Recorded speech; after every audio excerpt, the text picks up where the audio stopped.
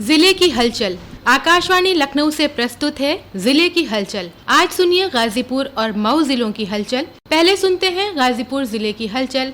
आलेख और स्वर है राम राय का। पिछले दिनों गाजीपुर के कृषि विज्ञान केंद्र आकुशपुर पहुंचे भारत सरकार के सहकारिता राज्य मंत्री कृष्णपाल गुर्जर ने कहा कि प्रधानमंत्री नरेंद्र मोदी द्वारा किसानों के खाते में डीबीटी के माध्यम से सीधे किसान सम्मान निधि भेजी जा रही है। केंद्रीय सहकारिता राज्य मंत्री ने कहा कि प्रधानमंत्री मोदी के नेतृत्व में किसान आत्मनिर्भर, स्वावलंबी एवं सशक्त हो रहा है। प्रधानमंत्री नरेंद्र मोदी की नीतियों के फलस्वरूप भारत का किसान अपनी आमदनी दोगुनी करने में अवश्य सफल होगा। इस अवसर पर कृषि के क्षेत्र में नवाचार करने वाले प्रगतिशील किसानों को केंद्रीय सहकारिता राज्य मंत्री ने सम्मानित भी किया। उन्होंने किसानों को संबोधित करते हुए कहा कि भारत सरकार किसानों के कल्याण के लिए अनेक योजनाएं संचालित कर रही हैं, जिसमें कृषि सिंचाई योजना, सॉइल हेल्थ कार्ड योजना, किसान सम्मान निधि एवं किसानों की फसल खराब होने पर दिया जाने वाला मुआवजा प्रमुख है। उन्होंने किसानों से श्री अन्न की खेती करने का भी आह्वान किया। उत्तर प्रदेश सरकार के कैबिनेट मंत्री स्वतंत्र देव सिंह ने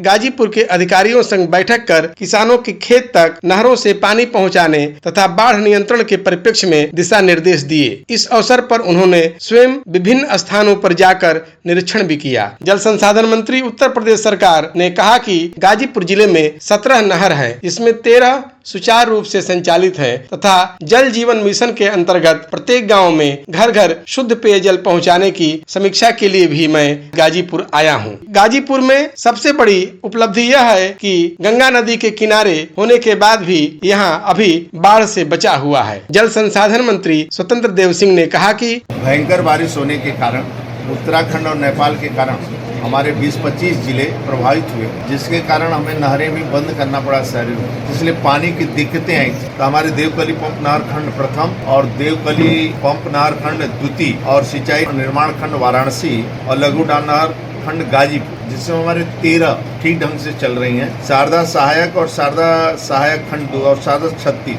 इसमें पानी का अभाव होता है। तो अगले परियोजना हमें बनाना है कि इसमें नहरों में हम पानी कैसे सप्लाई कर सकते हैं।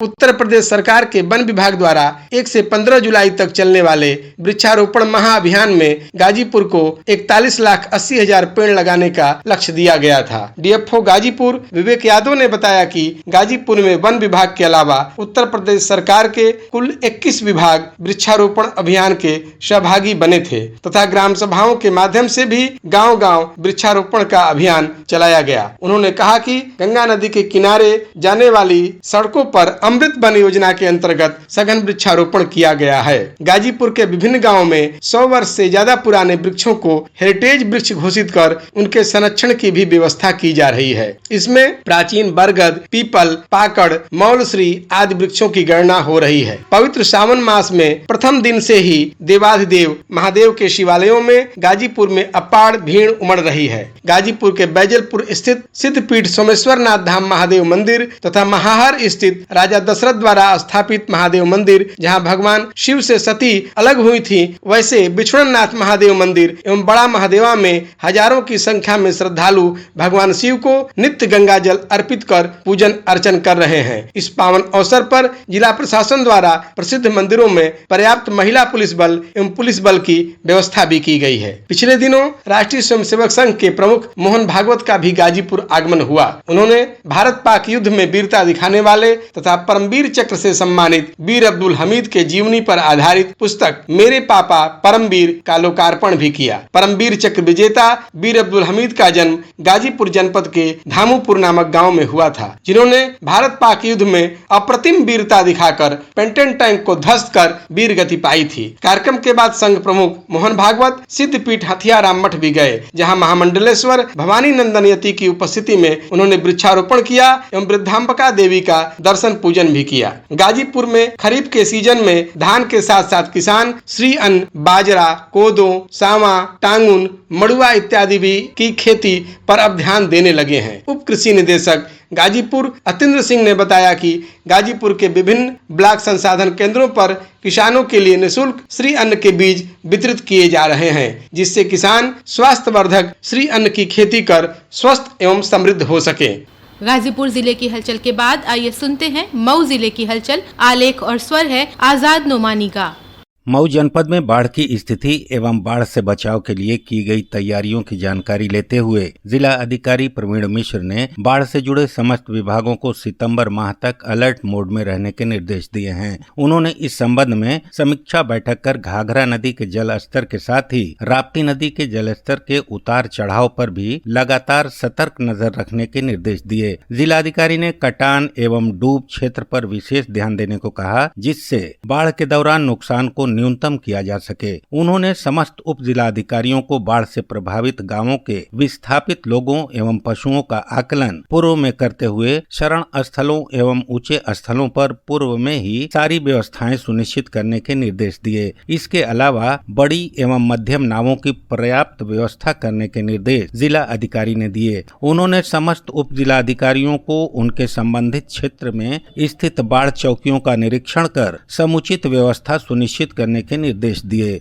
मऊ जिले में गैर मान्यता प्राप्त मदरसों की जांच एवं जांच के बाद ऐसे सभी बच्चों को प्राथमिक विद्यालय एवं उच्च प्राथमिक विद्यालयों में पंजीकरण कराने के संबंध में जिला अधिकारी कैंप कार्यालय पर बैठक हुई। बैठक के दौरान जिला अल्पसंख्यक कल्याण अधिकारी साहित्य निकष सिंह ने बताया कि उत्तर प्रदेश शासन द्वारा शिक्षा की गुणवत्ता को ध्यान में रखते हुए निर्देश प्राप्त हुआ है कि राष्ट्रीय बाल अधिकार संरक्षण आयोग द्वारा सरकारी वित्त पोषित मदरसों में प्रवेशित गैर मुस्लिम बच्चों को औपचारिक शिक्षा प्रदान करने हेतु प्राथमिक विद्यालय एवं उच्च प्राथमिक विद्यालयों में प्रवेश दिलाने एवं अनमैप्ड मदरसों की मैपिंग करवाकर उनमें भी प्रवेशित बच्चों को औपचारिक शिक्षा उपलब्ध कराया जाना है। उन्होंने बताया कि जनपद में कुल 73 मदरसे हैं। जिला अधिकारी द्वारा अल्पसंख्यक कल्याण अधिकारी एवं जिला बेसिक शिक्षा अधिकारी को निर्देशित किया गया कि सभी अनुदानित और मान्यता प्राप्त मदरसों की बैठक कर उन्हें शासन द्वारा जारी निर्देशों को भली भांति अवगत करा दें ताकि यह कार्य समय से पूर्ण हो सके। मऊ के प्रभागीय निदेशक सामाजिक वानिकी प्रभाग पीके पांडे ने बताया कि वर्ष 2024-25 के लिए जिले में पौधरोपण के लिए निर्धारित लक्ष्य में संशोधन किया गया है। उन्होंने बताया कि पूर्व में यह लक्ष्य 30,50,860 था, परंतु अब संशोधित करते हुए 31,50,444 पौधारोपण का लक्ष्य निर्धारित किया गया है। इस प्रकार नए संशोधित लक्ष्य के अनुसार 99,584 पौधों के रोपण में वृद्धि की गई है। इसके लिए हुई समीक्षा बैठक को संबोधित करते हुए जिलाधिकारी ने समस्त विभाग अध्यक्षों के साथ ही संबंधित विभाग के समस्त कर्मचारियों से एक पेड़ मां के नाम पर अवश्य लगवाने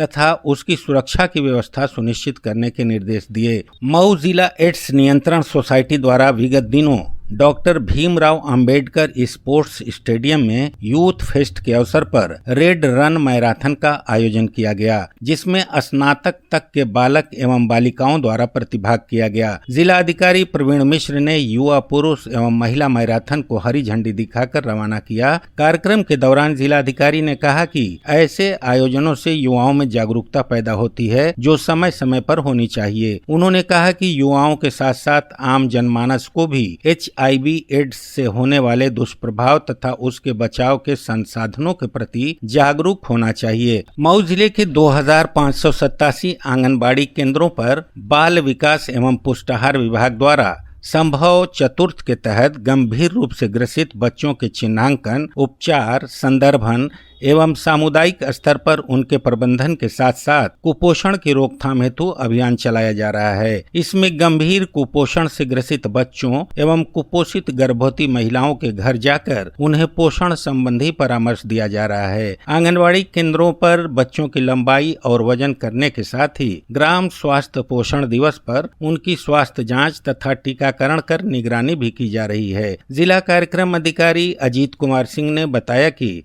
संभव अभियान चतुर्थ जो जुलाई से सितंबर माह तक मनेगा, इसमें मुख्य रूप से 2 बातों पर ध्यान दिया गया है, कुपोषित बच्चों और गर्भवती महिलाओं। कुपोषित बच्चों में 0 से 5 वर्ष के जो बच्चे होंगे वो विशेष रूप से स्वयं बच्चे होंगे, उनका टीकाकरण सत्र पर आंगनबाड़ी कार्यकर्ती द्वारा लाके स्वास्थ्य जांच करा के उनकी ई कवच पे फिटिंग की जाएगी, उनको आवश्यक दवाएं दी जाएंगी और उनका मॉनिटरिंग करते हुए 3 माह के दौरान उनको कुपोषण से दूर निकाला जाएगा। दूसरा जो हमारी गर्भवती महिलाएं हैं उनको भी PHND सत्र पर लाके उनका स्वास्थ्य जांच कराते हुए जो भी उनकी समस्याएं हैं कुपोषित हैं तो स्वास्थ्य विभाग से सहयोग से उसका उपचार किया जाएगा। ये था आकाशवाणी लखनऊ के क्षेत्रीय समाचार एकांश द्वारा प्रस्तुत जिले की हलचल का आज का अंक।